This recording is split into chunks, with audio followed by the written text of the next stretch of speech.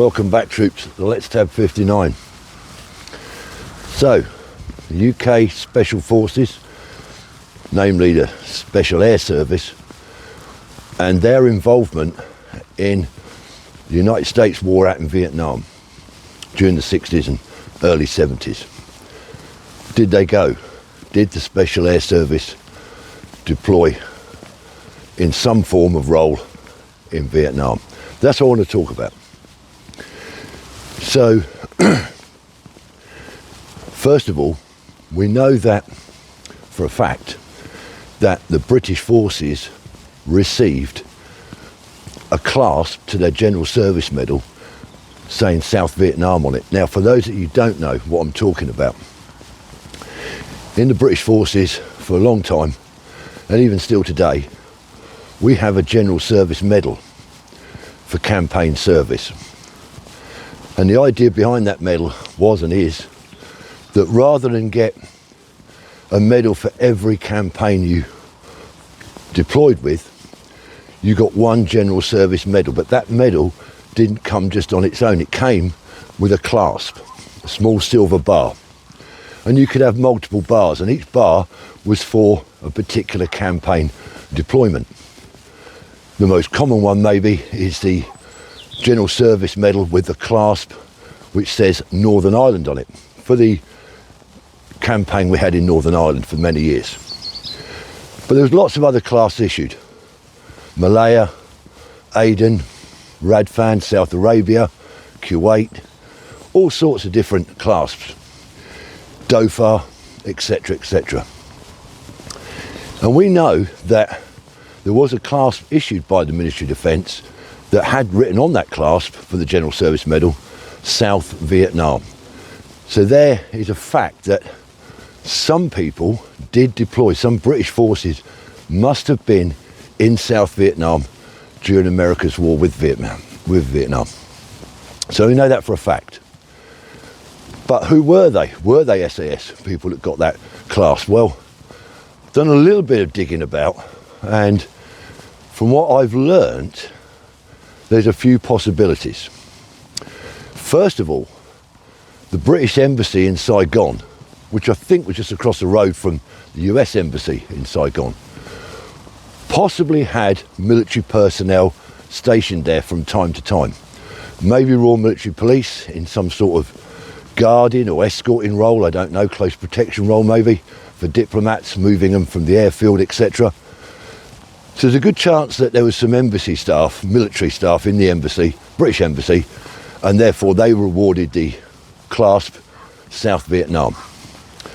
Also, a possibility is that there was Royal Air Force crews that would have flown into, say, Saigon, again on diplomatic missions maybe, and so therefore they might have accumulated enough sorties going into South Vietnam to claim the clasp for their General Service Medal, maybe. This is all speculation, by the way. This is all Let's Tab 59 speculation. I could be way off course. I also believe that towards the end of the conflict, the war out in Vietnam, and I think this has really been in the early 70s, so very close to the end, we had a Royal Navy minesweeper deployed there around one of the harbours on the coast of Vietnam, South Vietnam. Not quite sure what that Royal Navy minesweeper was tasked with. I'm guessing it's minesweeping, maybe to clear an area for evacuation or something, I don't know. So again, that ship may have been, because I believe to get the General Service Medal or a class for it, you need to be in theatre for 30 days. Certainly that's the case with Northern Ireland. So 30 days service, so maybe, you know, Royal Navy lads that were on that minesweeper, they qualified for the GSM class South Vietnam. But let's also think about, or chat about, why Britain didn't get massively involved in the war in Vietnam alongside the United States. Now we know that New Zealand deployed soldiers there and forces to Vietnam, as well did Australia. But Britain didn't. Why? Well, at the time, there's several reasons, I think, as to why we didn't get involved. And we'll look at them in turn, what I think is why we didn't get involved. I think one of them was probably debt. In the 60s, when the war in Vietnam was kicking off, we still had a lot of debt over as a country from the Second World War. I'm sure we owed the Americans a lot of money. So we're in debt from the Second World War. Secondly, there was a massive peace movement. Now at the time, around that time was Harold Wilson was the Prime Minister, Labour Prime Minister for the UK. He definitely didn't want to get us involved. There was a lot of unsettlement in the UK, as there was in other countries, as well as the United States.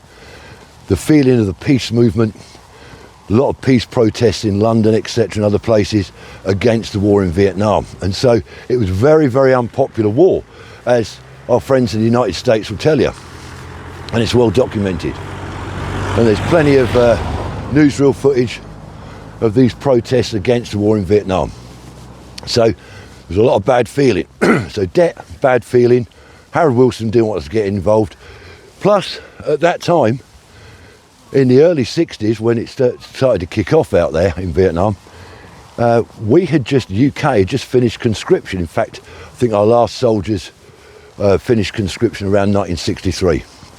So the army went completely professional, if you like. No more conscripts. And also we had a lot else going on in our military as well, because we still had the remnants of our empire, if you like. Or we had Malaya had not long finished. We had Borneo, that was quite a bit of a do out in the Far East. We had Kenya had been going on. Later on we had Aden, Radfan, South Arabia, all these little sort of remnant conflicts, remnants of empire, if you like, happening with the British forces. So we were committed all over the place. Plus we had a big commitment with NATO at the time. We still had all these other weird postings, non-conflict postings. We still had troops out in Malta, obviously out in Cyprus, as I said, Kenya, all over the world, Singapore. So we had all these commitments around what was left of our empire, plus little conflicts that were kicking off all over the place, and a big commitment to NATO. And we just finished conscription. So our forces were shrinking in size, but the commitments were still quite high. And therefore, to deploy anything out to Vietnam would have been difficult and costly. So I think that's the main reasons why we didn't get involved in Vietnam. So, obviously, getting back to SAS involvement in Vietnam, obviously there was training teams. Now, for many years it was kept quiet and called a secret war, where the SAS were very involved, as was some other British units, but direct conflict, direct confrontation. The SAS were in a training team role in Dhofar, in the Oman. And I did a video some time ago about the Battle of Mirbat. Now our involvement in that was kept quiet for, it was very, again they issued a bar for the General Service Medal for Dhofar. And I knew a few lads that had that bar, not SAS, but just regular soldiers, Green Army soldiers that had that bar. So it's kept quiet for years. So maybe we had British SAS troops out in Vietnam in a training and advisory role, because we had fought a campaign in Malaya before Vietnam, quite successfully really, and we'd learnt a lot of lessons in that conflict in Malaya. And therefore the Americans, I'm assuming, would have wanted to take the lessons that we'd learnt and employ them in their conflict in Vietnam. So maybe we had SAS advisors and trainers out in South Vietnam, helping the US forces, explaining what had happened, how we'd gone with things, and also maybe training up local troops. But it doesn't seem to be documented anywhere. I can't find anything on the SAS actually being there, but I'm pretty sure that we must have had something out there. Now we also know that there was British people fighting in the Vietnam War, but they were expats. So as British people that had moved out to New Zealand, Australia, or indeed the United States, and had joined those particular nations' armies. So they weren't, although they were British, they were out in Vietnam, they were under that flag of that nation's army that had joined, but not as British soldiers. That's what I'm getting at.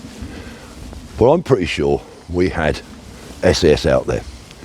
Whether it'll ever come to light, these things are hushed up. Like I say, the Dhofar, you know, the battle out there, Mirbat, it was all hushed up. No one really knew what went on for years, and it finally came to light, and guys come out and read books, wrote books, etc., and documentaries were made. But nothing comes out about that. I can't find any mention of a book where an ex-SAS soldier, British SAS soldier, has come forward and said, this is what we did in Vietnam. So there's nothing out there that I can find. Tell me if I'm wrong, I'd like to know. I'm sure some people out there that might know a little bit about that. You might know somebody. And not just the SAS, you might know someone that served in the Royal Navy on that minesweeper, or an RAF crewman that flew into Vietnam and on various tasks and got that clasp, South Vietnam. Be very interested to know. Or like I say, the maybe Royal Military Police that were attached to the British Embassy, and they picked up that medal with the clasp South Vietnam. So let me know in the comments. Let me know what you think. Did we get involved? Did we have boots on the ground? Might not have been in a combat role, but certainly I believe we must have had troops out there in an advisory role, and it would make sense that we sent the SS like to get out there if there's something going on. But there again, like I say, the SS was very small. It's always been a very small regiment, and we had a lot else going on in the 60s. As I say, Borneo and other places like that where the SS were involved. Be interested to know. But my take on it is, yes, I strongly believe we had SAS out there in some role. Maybe not direct combat, but certainly in a training and or advisory role. Anyway, just thought I'd get that one out and see what people think. Thank you for your support to the channel so far. Thank you for all the fantastic comments and all the support you're giving me. It's very much appreciated. However, if you're new to my channel, or you've watched a few of my videos and you haven't subscribed, please consider it. I'm not saying do it, I'm saying consider it. Till next time, troops, and it won't be long. Remember, stay safe and let's tab.